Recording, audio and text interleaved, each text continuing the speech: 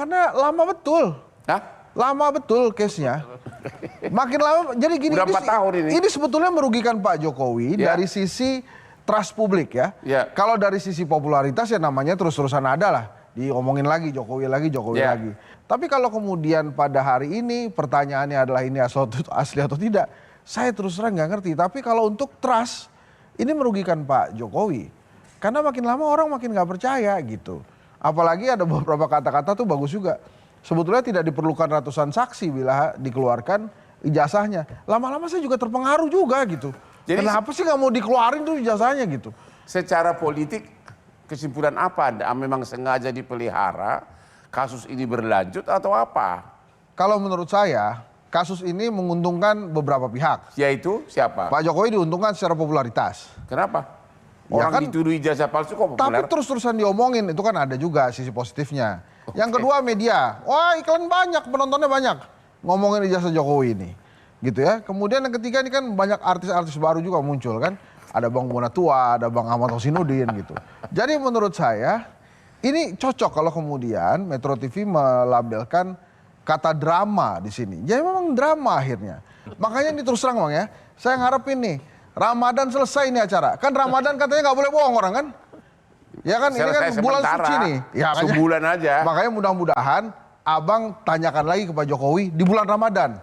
Terus kemudian, nah ini kita lihat jawabannya apa gitu. Tapi memang ini keren juga Pak Jokowi ya. Dia tahan aja itu. Sampai terserah aja mau sampai kapan ini dibicarakan. Nah tapi gini juga, kan ada serangan balik ya dari kubu Pak Jokowi kepada kubu Roy Ijazah Suryo gitu ya. Coba Rismon tunjukin ijazah aslinya. Nah itu baru nggak apple to apple. Karena Rismon bukan siapa-siapa, dia bukan pejabat negara. Jadi nggak penting juga ijazah dia asli apa enggak. Dia cuma rakyat yang bertanya ke presiden. Oke, terakhir. Jadi ini kasus akan dipelihara sampai 2029? Sampai akan dipelihara terus sampai yang merasa diuntungkan ini merasa cukup. Oke. Sampai merasa diuntungkan, merasa cukup, ketemu lagi di Hot Room.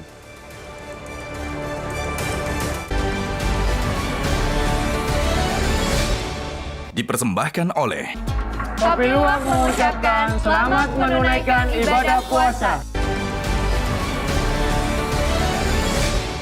Dipersembahkan oleh Kopi Luwak mengucapkan selamat menunaikan ibadah puasa. Pemirsa, sekali lagi saya ingatkan, ikutilah gaya Hotman Paris dalam bekerja. Jam 3 subuh bangun langsung ngopi Kopi Luwak Hitam Premium. Mau syuting sampai malam, Kopi Luwak Hitam Premium. Mau dansa sampai jam 3 pagi, Kopi Luwak Hitam Premium. Dan sampai hari ini saya sehat. Hampir tidak ada diabetes. Ya, tidak ada diabetes, adanya adalah wajah semakin umur 30 secara biologis. Kopi Luwak Hitam Premium. Jadi gimana nih Bonatua? Siap Bang. Jadi apa dong? Jadi apa? Temuan saudara ini apa hikmahnya bagi timnya Roy Suryo? Ya ini sebenarnya berdampak secara hukum menjustifikasi sampling dari penelitian dari RRT. Maksudnya mendukung? Ya karena... Jadi Anda mengatakan temuan Anda itu mendukung tuduhan bahwa ijazah itu palsu? Secara tidak langsung. Secara tidak langsung. Karena kenapa? Kan ijazah palsu ini kan suatu kesimpulan Bang. Ya. Dari analisis data. Ya. Data itu adalah sampling dari ijazah yang diupload oleh orang yang bernama Dian Sandi. Ya. Nah ketika saya ketemu dari KPU, data ini ternyata data kami sama dengan yang punya Dian Sandi. Artinya kan kesimpulan jadi sama. Ya. Artinya validasi data mereka sama dengan dari KPU. Secara tidak langsung KPU memvalidasi data yang Dian Sandi yang mereka pakai sebagai sumber dari kesimpulan tadi. Seperti itu. Jadi Anda tetap berpendapat bahwa ini mendukung tuduhan bahwa ijazah itu palsu? Iya.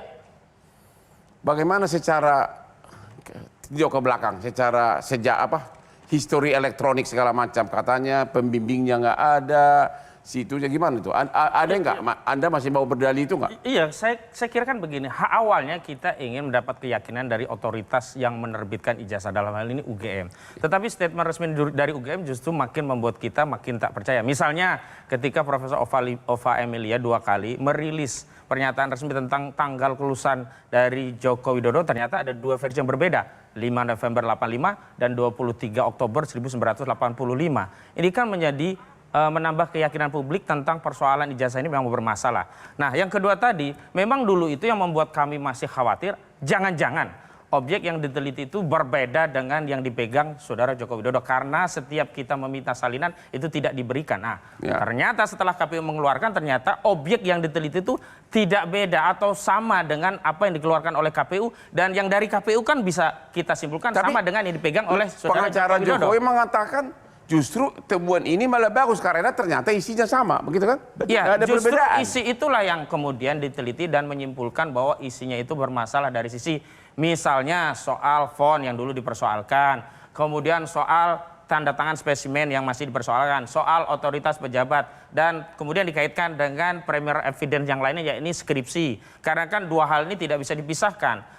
Anak ayam yang baik pasti keluar dari telur yang baik. Kalau telurnya bermasalah tidak mungkin ada anak ayam yang baik. Nah, ijazah yang baik pasti dari skripsi yang baik.